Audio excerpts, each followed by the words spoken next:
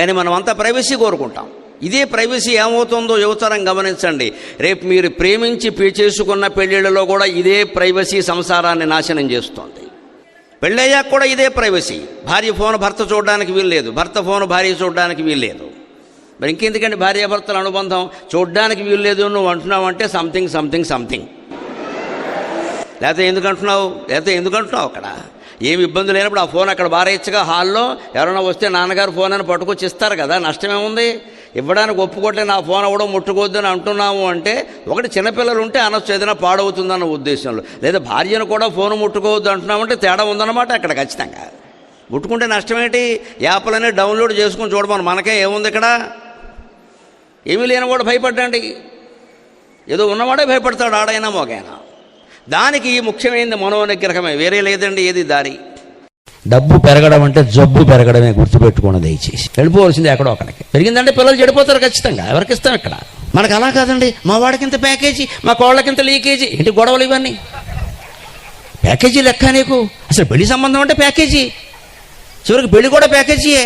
Package తప్ప ఇంకేం అడగవా? అమ్మాయి క్యారెక్టర్ నీకు అక్కర్లేదా? అబ్బాయి క్యారెక్టర్ నీకు అక్కర్లేదా? ప్యాకేజీ కావాలా? దీనికోసం నెట్లో పెట్టడమా? ఈ అమ్మాయిలేమో అత్తగారు ఉండడానికి వీల్లేదు, వీలైతే పోతే మంచిది, లేకుండా మా దగ్గర ఉండద్దు. ముందు ప్రధాన శత్రువు ఎవరంటే అత్తగారే. మామగారు ఉన్నా పర్వాలేదు, వాడే ఎడు మొహం ఎడుగొడుతాడు, వాడేం చేస్తాడు? అత్తగారు లేదే, అత్తగారు పెద్ద గొడవ. ఉంటే వాళ్ళ ఎండోమెంట్ పాలసీ, వాళ్ళ ఆరోగ్యం పాలసీ అన్నీ వాళ్ళు. ఇంక ఈవిడికేమిటి పాలసీ ఇక్కడ?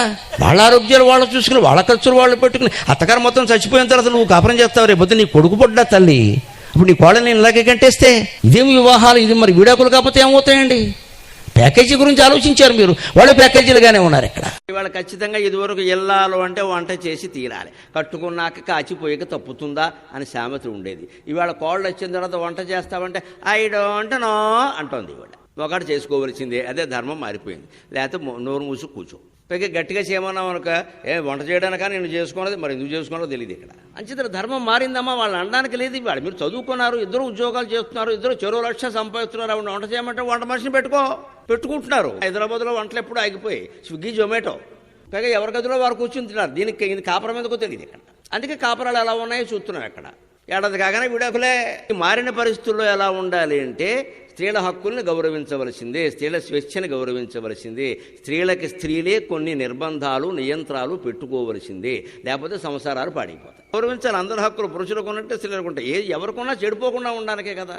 అలా ఉంటున్నామా లేదా ఆలోచించుకోవాలి. లేకపోతే భర్త అన్నవాడు ఓ మాట అంటారు, భర్త సరిగ్గా లేకపోతే భార్య ఓ మాట అంటుంది. అనడానికి వీల్లేదంటే అలాగే.